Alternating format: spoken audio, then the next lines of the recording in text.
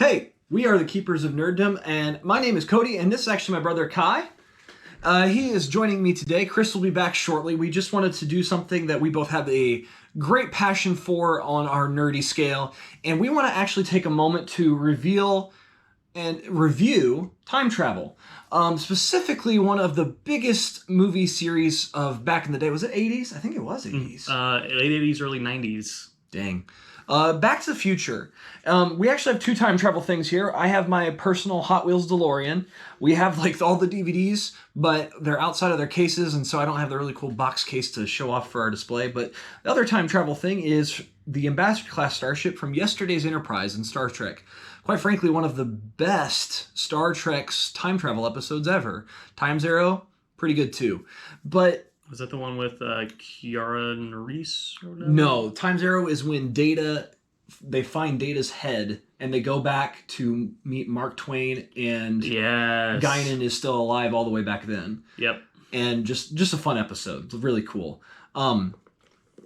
It's not so much, it's time travel, but the focus isn't really the time travel so much as the mystery of how his head got back there, and really focusing on Mark Twain and meeting Guinan. It's just kind of an interesting thing. So Mr. Pickard. It still is a time travel episode for sure, but the focus really is on those people dynamics. And let's be honest, Data in Star Trek is the best thing about TNG ever. But we're talking about Back to the Future, and we want to just go through and review a little bit of those films. I think first off, let's just go. Why do you like Back to the Future films, Kai? They're just entertaining. I mean, they hold up well even to today's standards. Sometimes when you go back to like 80s, 90s movies, they're slow. I don't feel that way when watching the Back to the Future movies. I feel pretty engaged the entire movie. Oh. That's really a big thing for me. I like anything sci-fi, and then if you know what we're talking about, Western. Again, Back to the Future Part 3. And I was doing some reading on these last night. And it was hang on, we'll get to those. We'll get to those because we'll run through just a basic synopsis of all those in a second. Yep. But just curious on that. Funny thing, I don't like time travel because ironically... Oh, me neither. And Star Trek's actually really bad about this, is time travel gets to be messy if you're not careful. And we'll talk about this a little further, but I think Back to the Future at times doesn't do it all the way right. But I actually think that in number 2, they at least have a more consistent understanding of time travel that makes sense. And Doc Brown actually explains it in that one. And I think the first one actually causes some of their problems about time travel. And we'll talk about that. But I enjoy the film because, one, you have some of the most amazing actors you could ask for. Michael J. Fox, he was so good. And I saw him recently in a show just like 2 or 3 years ago. The show came out, and they put him on there because they enjoyed Michael J. Fox. But I mean, he's shaking like a leaf. Yeah, his Tourette's is really getting. No, is it Tourette's? No, he has oh my goodness, it's the disease thing that causes him to shake and lose control of his body over time. And Parkinson's. Oh, I didn't know that. I thought it was Tourette's. No, he has Parkinson's. And so it was very sad to watch him in that. But it was also good to see him. You know, it was really cool, but also it was so hard because he was trying so hard to act, but he couldn't. He just can't control his body because his muscles are just doing whatever they want, and neurons are just firing. And that's hard, you know. But he is so good in these films. But then, I'll be honest, one of my favorite actors from back then is Christopher Lloyd. Which, oddly enough, he just released a new movie, which I'm really curious. It's called Nobody. I don't know anything about it, but I'm shocked he's still doing films because when I've seen him and stuff, the old one with, it's not an old movie, but with Michael Caine and they rob a bank. They decide to rob a bank, and my goodness, Going in Style. Yes. Was he in that? He is. He's their random old person in the senior citizens home that has memory problems. Yes, okay. And he's hilarious, but he's not a main person. Yeah. Then My Favorite Martian. I was just thinking about that movie last night. Like, that movie is so funny. It's not like high budget, but yet it's just great because Christopher Lloyd is a great alien goofy character. He's also in Star Trek. I think it's episode Star Trek 3. Is it The Search for Spock? Yes, he is the Klingon that they fight against in that movie. Yep. And it's hilarious. Commander Kruge, I think that's who he is. I think he got started on Taxi. It was an old show with Danny DeVito and all of them. Like, it was really... I've seen a few episodes, and it's funny. Yeah. He's just great. So anyway, I don't like time travel necessarily, but you have to be, if you do it right and you have fun with it, there's awesomeness. And quite frankly, the Back to the Future series does it really well. And quite frankly, also the DeLorean is one of my favorite vehicles because of that. And I think most people that watch those films, there's a love of DeLoreans because of that. And somebody pointed out in a commentary, like, the reason DeLorean became special was because they went out of business. Well, that and then the movie too. Like, well, no, that's what I'm saying is the movie made it cool and interesting, but because they then went out of business shortly thereafter, all of a sudden now they're rare. Well, so there wasn't a continuation. There wasn't like everybody just sees DeLoreans. Now it's a timed thing. Like it's set from this era, and so it's a unique car. Well, and I think I watched cool. a documentary something at some point, and they said they used almost majority of the production Mandalorians for those movies. Mandalorians? Did I say Mandalorians? You did. Oops. DeLoreans for those movies. Like, I think they use them because they had to have so many they had to have a flying one. They had to have a... Yeah, they had to have several. Like, one that crashed. They had what was sad in some of the documentaries is the original one from the first film was out in Universal Studios lot for years for their like theme park place. And it was just sitting out in the front, and people could actually touch it. And so they were slowly taking pieces off of it. And so they had to restore it. And the restoration looked amazing, but still the fact that it had to be restored. Yeah. And now the restoration, it's still some of the original, but it's under glass, but you can get right there to be right next to it, but you can't take pieces off it. Yeah. So... this is why we can't have nice that things. is the DeLorean really makes the film so interesting. The actors are so good. The film just has a neat premise of fixing the past. Mm-hmm. Somebody pointed out also in a commentary that I watched that if this movie was made now, it wouldn't be able to be made because people at the time did not think anything weird about Marty hanging out with Doc Brown. But nowadays, you'd be like, that's pervert. It is true. When in essence, it just seems like, and we still don't really know, at least from the movies, why Marty hangs out with Doc Brown. But it really just seems like he found somebody that's fun and builds interesting, crazy things like the big sound Well, and they make system. his family out in the first one to be really lame. Marty's family, before he goes back in time and accidentally kind of changes things, is really lame. Well, right. But my point really, though, is we still don't have a clue exactly how he met Doc Brown. Yeah. Because Doc Brown's not associated with the school. It's just kind of interesting. But yet, in when they go back in time, he can go into the school like it's nothing, but it's also back in the 50s, so that's true. Things were different. It's just weird. Like, there's not a good explanation. It makes me want to know, but yet it's funny because back then, at least, it was okay. And obviously, we at least have the inference that Marty found out that Doc Brown does anything and everything, and like he blows out the subwoofer system like at the very beginning of the first film. But they talk about his family was rich. Like they used to have a huge estate and they used to be very influential in the town.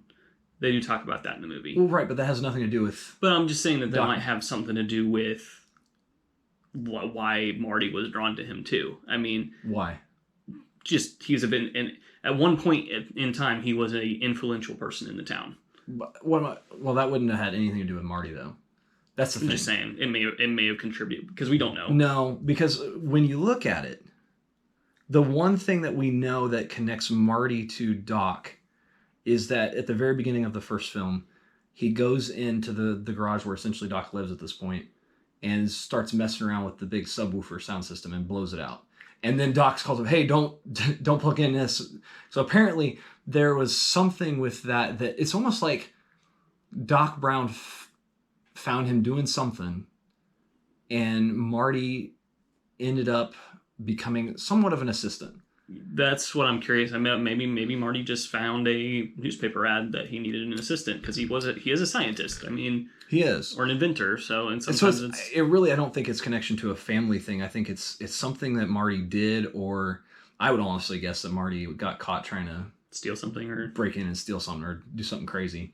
I don't know. Or maybe he just happened to be riding by on a skateboard and heard the sound system. And all of a sudden, there's the connection. It's those interesting things. And the movies don't explain it, but they don't need to. It's just fun. Real quick synopsis. Movie 1 is all about time travel exists, and it's in a DeLorean with a flux capacitor, stealing plutonium. The first one's kind of an accident.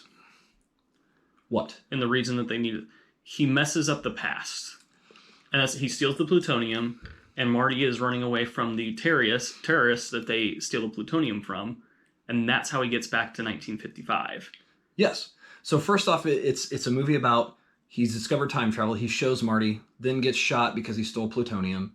So then Marty runs away in the DeLorean, not thinking, because quite frankly, Marty he's not a smart kid. He's not. He's not stupid, but he has a desire to just help Doc and to have some fun.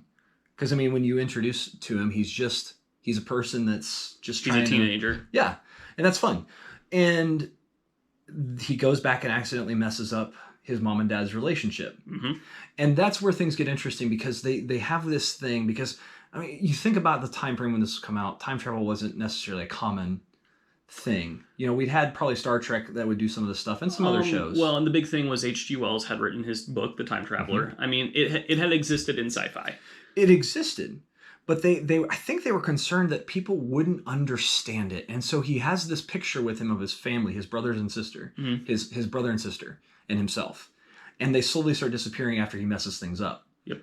Which is really awkward and funny, and we'll get to it because the second movie actually explains it way better, and they don't thankfully have that directly. They have instantaneous changes that happen, and the first movie, instantaneous changes happen as well on newspapers and things like that. Yes. But they address it better in the second film, and that's important.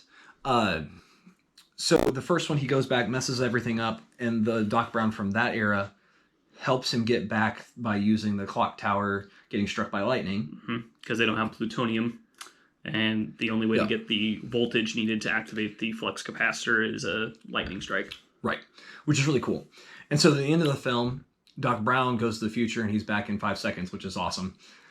And, you know, everything has changed when Marty goes back to his time frame, which is interesting because when he goes back, everything has changed. His family has better circumstances, but Marty is actually the same Marty from the other timeline. Yeah, Marty hasn't changed very much. And it's an interesting question of what really would Marty have been? And ironically, you know, it's interesting that Doc Brown also... You kind of have these interesting questions that they don't address, although they have a funny little thing with it was the Twin Pines Mall where they test the DeLorean at the beginning of the film, but at the end it's the Pine Mall or something. Yeah, because he runs over one of the pines. He hits one of the pines. So they have funny things like that, but it's like, would Doc and Marty have met in this new future? Because when he comes back, mm-hmm. he takes the place of other Marty, kind of. Well, and the other interesting thing, well, I'm not saying interesting, one of my favorite movie lines in that is when Doc is asking, prove to me that you're from the future. Who's the president?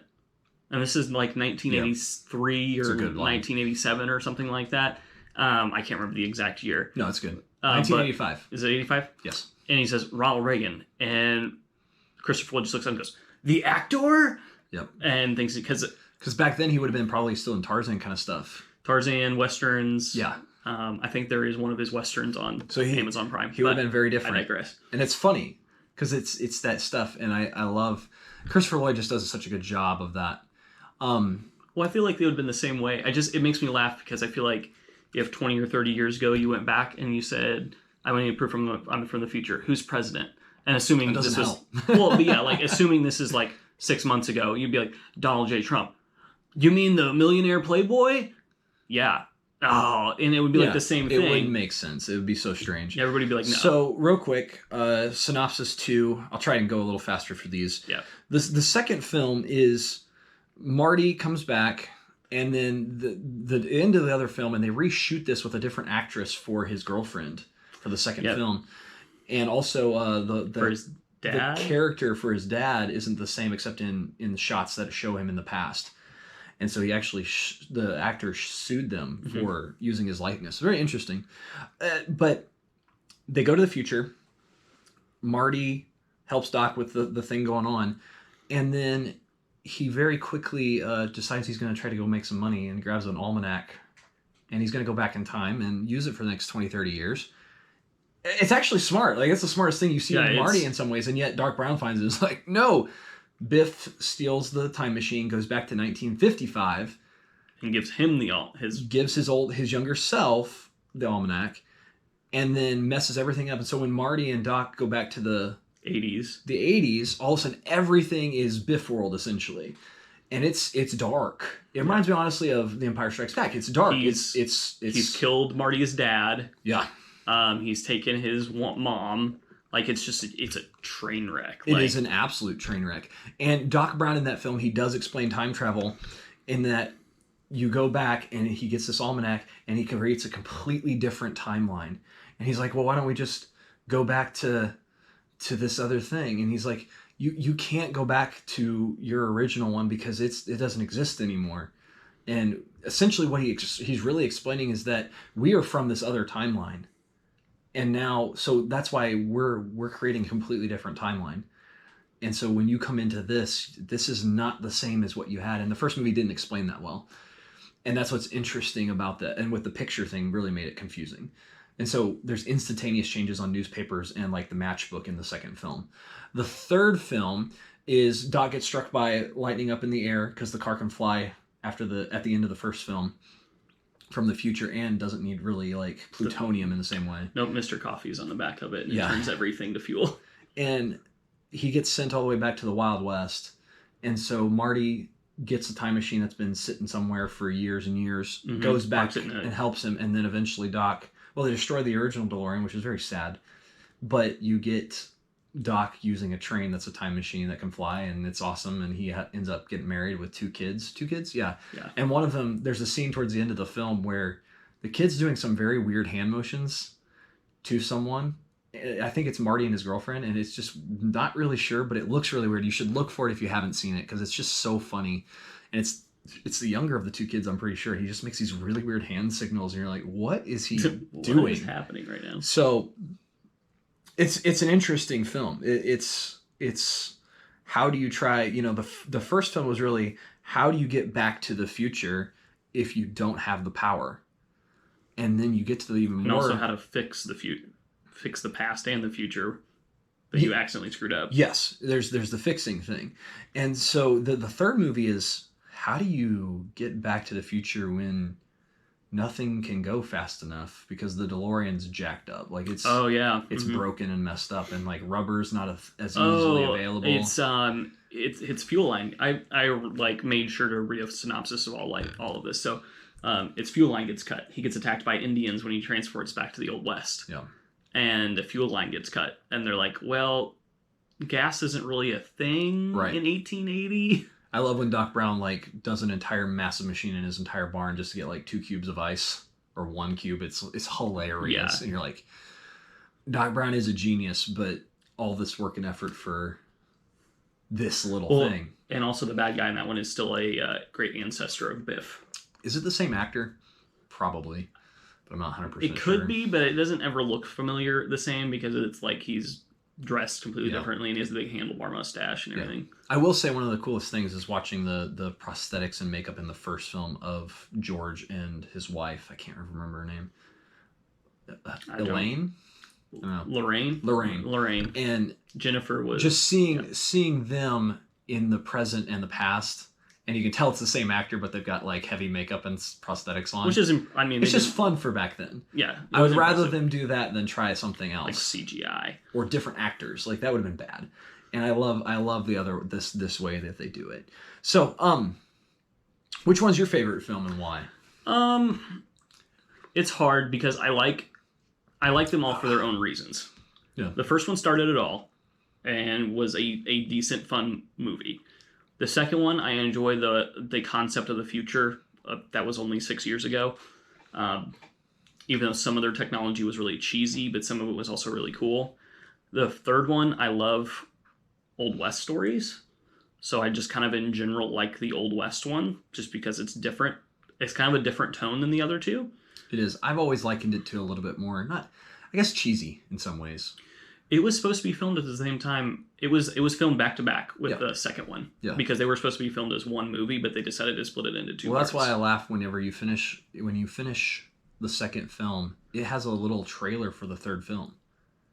But it's not like labeled as a green, like here's a trailer. It's just coming up in Back to the Future Part 3. Like, it's just at the end of the film, like, Yeah, it just so you released know, the next movie's year. coming out. Yeah, and it released like the next year, which if you guys know anything about movies, at least nowadays, sequels don't come out within the same year. Right. Like, we have to wait 2, 3, 4, 5 years to get a sequel sometimes. Right. So that doesn't happen very often. Was it the Lord of the Rings that they were filming simultaneous with like the second and third of the Lord of the Rings films? I think so, because I think that at that point they had planned this is all happening. Yeah. Because they knew what they had. They knew they had money. Well, and they knew they needed to keep all their actors too. I mean, that's a big Yeah. thing. Yeah. So that's good. Which DeLorean do you prefer?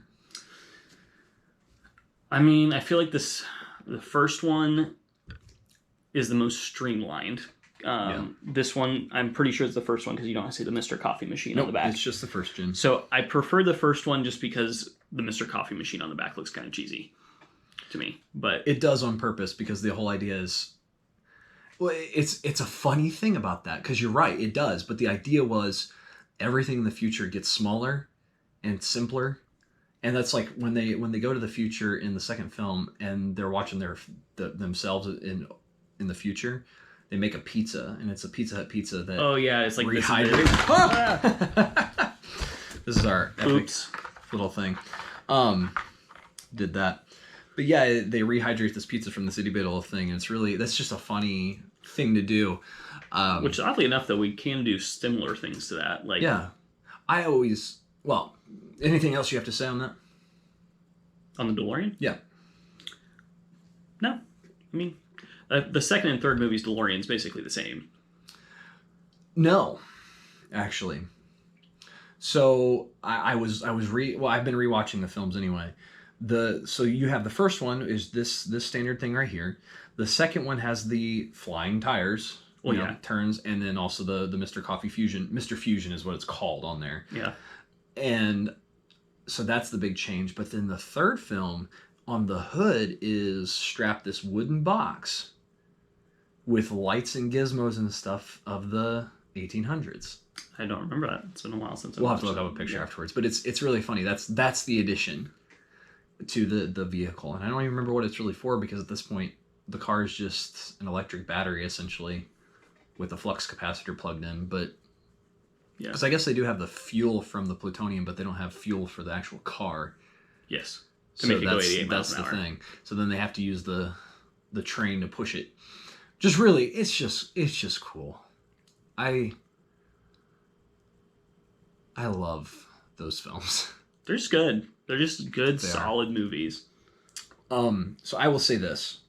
First off, my favorite DeLorean probably is the second one, just because of the flying car thing. And Yeah. if of any car from the 80s, the DeLorean looks it. Yes. It could do it, and that's pretty cool. But the first one it's so classic, and just when it first rolls out of the back of that truck, you just go, "What is this?" Like you're It's about just to a be on neat a ride. car. Yeah, and so that's really cool. My favorite film would definitely be number 2, because I'm not always a fan of time travel unless it's done really, really well. And that's always important to me. And so that first film has the picture thing, which the picture thing is really dumb, especially in the light of number 2, where he goes, "We are in an alternate timeline," because that picture just shouldn't exist. Mhm. If he messes it up, gone. Picture's gone. But then you have the weird concept of, but then Marty never would have gone back to. That's the only thing I struggle with those movies. Well, that's my point. Is in the first film, Marty wouldn't have existed at all, period, and he slowly disappears at the end of the film. Doc Brown in number 2 explains it that we're in an alternate timeline. We're not from this one. And that means we're not going to disappear. Boom. Solves the problem. You created a different timeline. You are not in the same thing.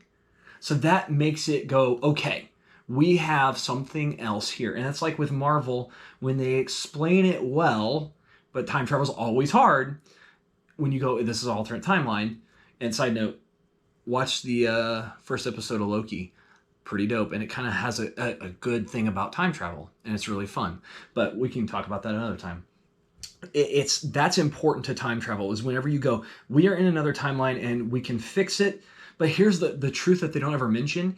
Even if they fix it, they're never truly going back probably really to their same timeline. Yeah. That other timeline got wiped out. So they're remembering a timeline that doesn't exist anymore. Which also brings up an issue. Would they remember the new timeline? Because they're essentially taking the place of their selves. The answer is no, because they are from the other one. Mm-hmm. And so the one time that that's happened was Terminator Genesis, and it was the worst thing we ever seen, because the guy goes into a new timeline and he starts having memories from his other self.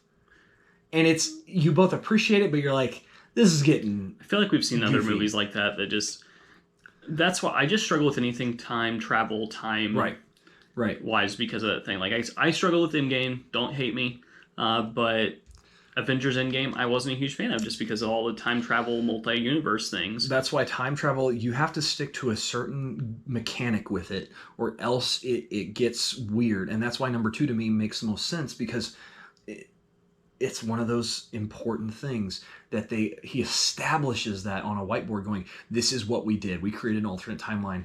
We are from this other one. And so, yes, the one thing, you're right, that they just essentially replace these others. Technically, no, there should just be, when they go back to the present, another Marty and another Doc Brown. There should be. And that would be interesting, because that would be the Marty and Doc Brown that have lived out this other timeline.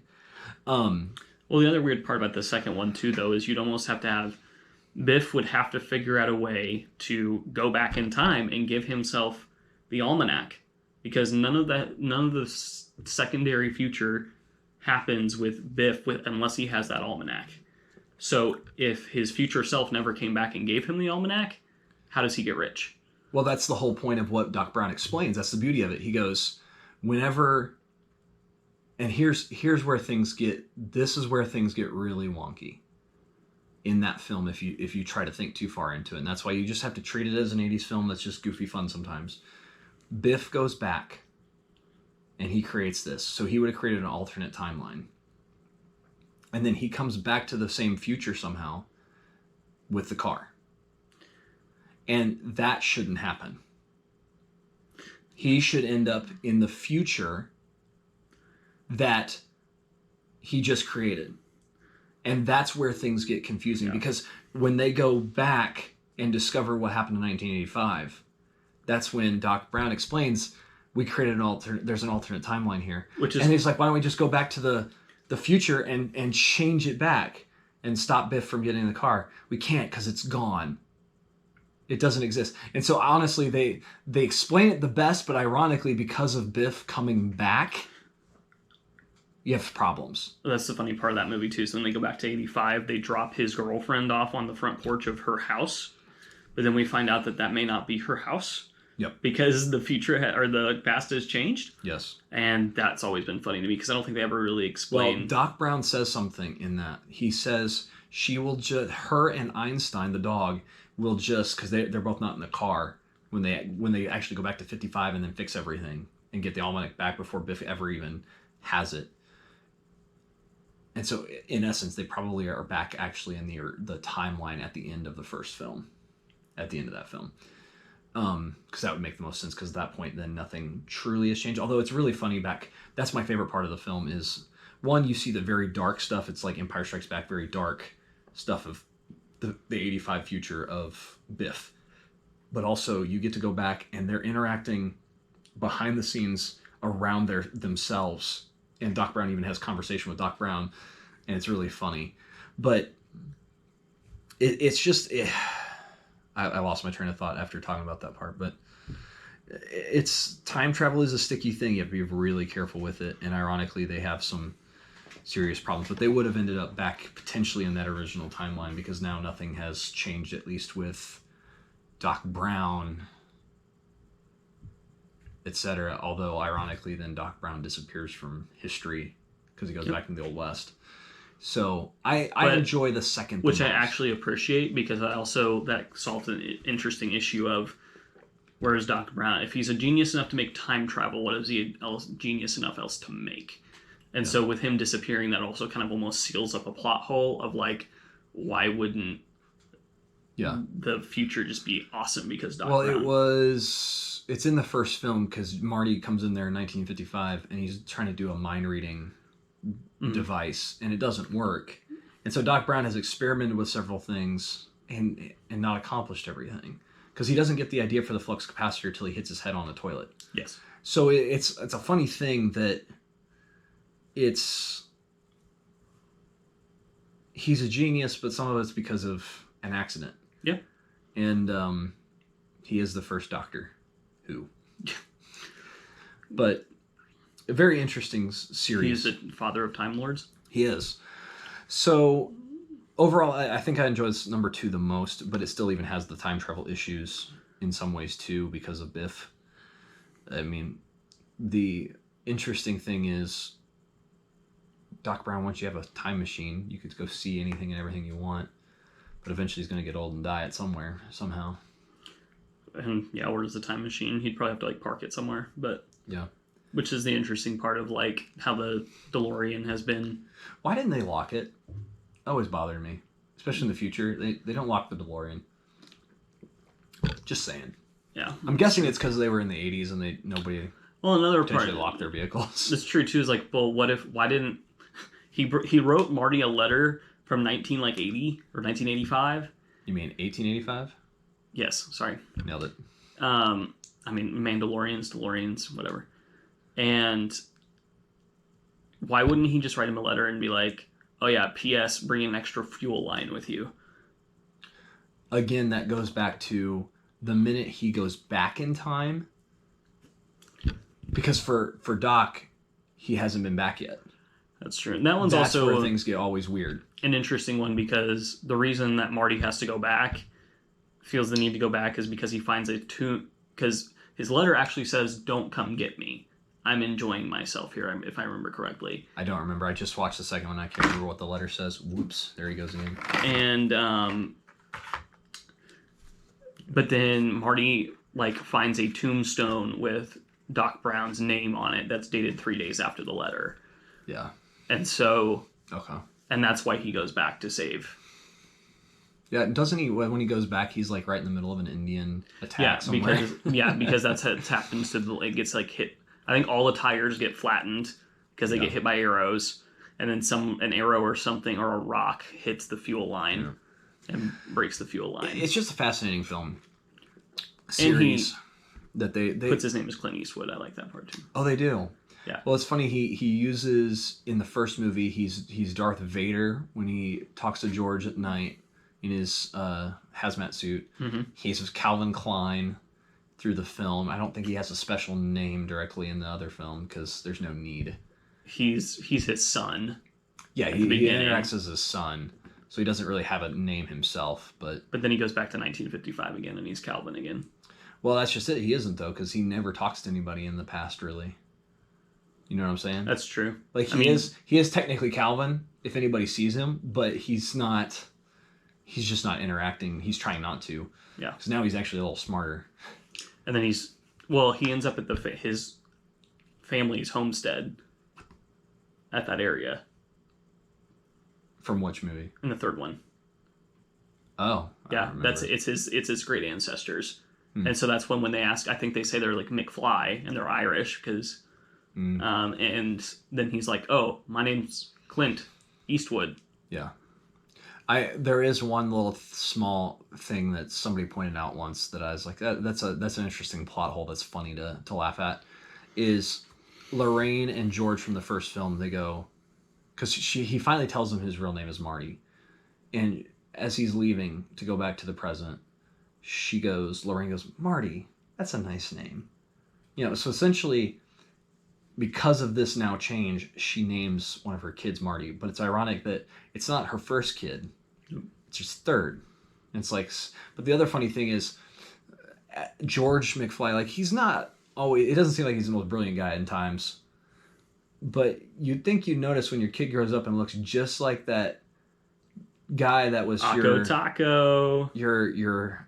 your girlfriend's high school sweetheart for 2 days. Yeah. like something didn't work. Something looks suspicious, and nothing's said about it, but it's fine. It's funny. Side note: it always weirds me out when I see Biff in the present because he doesn't. Because that's clearly it's clearly the actor, but he doesn't. I mean, they made him look really good for a 40s plus person that's been on a weird ride of his life. And then at the very end, and then 2015, he's like super old and has a cane. And Yep. Yeah. I mean, at that point, he would have been. It'll be 30 but yeah, years. that's the bad guy in the 1885 Part 3 is also, I think his name is something Mad Dog. Mad Dog Tannen. Yeah, and it's Biff Tannen, and Griff Tannen is the bad guy in the future. I will say the other thing about number 2 that is so fun is the fact that just the futuristic tech was so fun to see. The predictions that they had in the film, and especially the hoverboard. Mattel hoverboard. So Mattel hoverboard, just a neat piece of tech that, in self-lacing shoes, the I really liked when Nike came back out with those a little while back. I think they gave like their first pair to Michael J. Fox. Michael J. Fox. They were really cool. They only had maybe 1,000 of them and auctioned them off, and they were very cool. And it's like self-drying and self-adjusting. That was cool jacket. too. It's just neat to always. I love seeing futuristic shows, but also shows with time travel if they go to the future, just to see what they predict. Because often the irony is their predictions are self-fulfilling prophecy, because people see those and go, "That's really cool. I wonder if we could do that." I always wanted Doc Brown sunglasses. Yes. The silver ones. Yeah, those would be I'm awesome. gonna have to look that up. Hey, if anybody's watching and they want to give me a gift. Yeah. So, one of the things that cracked me up about I think it was the second one and the third one, was I'm a big gun nut. So this is kind of this rabbit trail I'm going down. He goes into the futuristic diner, and it still has the same cowboy shooting game that it had back in the 80s. Because this is all happening in the exact same town. So he kicks these kids off of him. He's like, "Here, let me show you how it's done." And he kicks its butt. And he speed gun, quick draws and just goes. And the kid's like, "Well, that's lame. That's an old game. That's lame." But then when he goes back into the 1800s, someone gives him a pistol. Or no, I think he doesn't even have a pistol yet. He goes to a gallery, and he does it again, and he's like, boom, boom, boom, boom, boom, and he knocks all the targets down, and they're like, "Oh, well, here, first prize, you get a Colt revolver." I'm like, I don't know how many of you guys play a video game, even a Wii would probably be one of the closest things, or maybe Duck Hunt if you're old enough to play Duck Hunt on the original Nintendo. That is not... Duck Hunt. It won't even play on new TVs. No. That does not translate to actually shooting firearms. I'm sorry. That's not how that works. I don't know. I'm pretty good with Duck Hunt, and therefore guns are good. I'm just that good. Yeah, no. No, you're right. It is. It's a funny thing. Ironically, if you pay attention in movie 2, there's so much predictive stuff in that. Mm-hmm. There's Doc Brown's shirt has a train on it, and Indians on horses and stuff predicting everything that's going to happen in the third film. Cubs winning the World Series, I think. Well, there's those kind of predictions. Are you talking about Easter egg type things? They're predicting and telling you what's coming. Got it. The video game thing is Wild West themed. That's true. Even in the 80s thing, it just kind of seems out of place compared to what that 80s restaurant is doing. And then the funny one, it's really interesting, is Marty doesn't even see the movie itself, but Biff is watching up in his hotel with the two girls in the sauna, Clint Eastwood film where he's wearing a piece of armor. And he's essentially made himself a bulletproof vest and gets shot, and then he drops it off. He's like, haha, after he beats the guy and shoots him. I've seen that movie, and I don't know what the name of it is. I'm pretty sure it's a few dollars more. But literally, what's Marty do in the third film? That's the exact same thing. And it's it's funny because since they were shooting back to back, they were drawing out these details. So overall, fantastic films. They do have some issues, which time travel does, but thankfully, I think in many ways those can be forgiven if you just take them as an 80s film that's trying, and they're in many ways embarking on an adventure that many of us hadn't seen before. Truly, that's what I struggle with, because I'm an over analytic movie person, especially if it's a movie franchise that I love. Star Wars is a good example. It's a whole other video, but I can get into the new Disney movies. Sometimes it's hard for me to step away, and there are some movies though, you have to just accept. If you're going into some movies and you're going, okay, this is the premise, then you're gonna have to kind of just be okay with that as a premise. That doesn't necessarily mean they have to be good movies. They may be horrible movies still. Yeah. And I think you kind of just go in with this is an 80s movie and they are exploring something kind of new. The special effects were fantastic for the time. I think that's the funny irony is the story, the plot itself doesn't always hold up very well because of the time travel mechanics, but because you have such good actors playing, That's a big part too. playing their hearts out, you have amazing special effects, and also the fact of you have the third actor in essence in the first film of the DeLorean. Well, and you also have a plan. The people that wrote these movies had a plan. Yeah. They know what they're trying to head towards, and that's important. I don't know necessarily that they had a plan right off the bat from the first one, because it was kind of its own little individual thing. Until the very end, and then all of a sudden Doc Brown comes back and he's like, well, oh, we gotta go to the future. But that's just it. That wasn't a plan necessarily to, we know exactly what we're going to do for the next thing. It was just in case. Mm-hmm. Right? And This so is true. It's good because you end your story with a good conclusion, but at the same time you go, I want to know more. So if it actually went well and made a lot of money, then they could actually go somewhere with it. And so 2 and 3, they really and that's into one what you're thing. I talking can't about. remember. Like, there's been a lot of movies I watched recently that are just 80s action movies, 90s action movies that you kind of have to just go, this is the premise, and just kind of have to go with it. Harry Potter, I think, is a good one too. Like, if you go into that, you're just going to have to accept things are not going to make sense a little bit because you're going into a world of magic. And if you accept that premise, the movies are entertaining. But if you're always trying to analyze what they're doing and why they're doing it and how they're doing it and things with magic, it makes it difficult. Right. And that's why I struggle with just, again, different movies.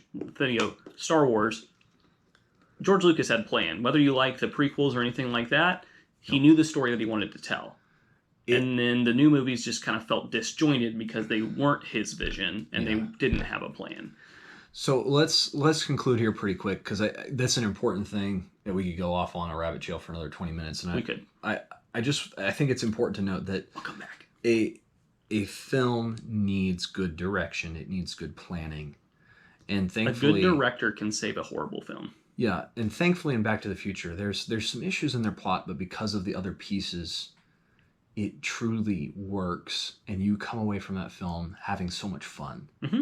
And honestly, the issues kind of melt away until you sit to think later and talk about it. But it really is, they are great films. And what we want to know as we conclude here is, which one is your favorite of the Back to the Future films and why? And also, which of the DeLoreans do you enjoy? Which version of it do you enjoy the most? So we have been the Keepers of Nerddom. And also, really quickly, what is your favorite 80s movie? Just out of curiosity. Okay. So like, share, subscribe, comment. We'd like to have all these things. We've been the Keepers of Nerddom. I am Cody, and this is not Chris. My name's Kai. But we will talk to you again later. Take care.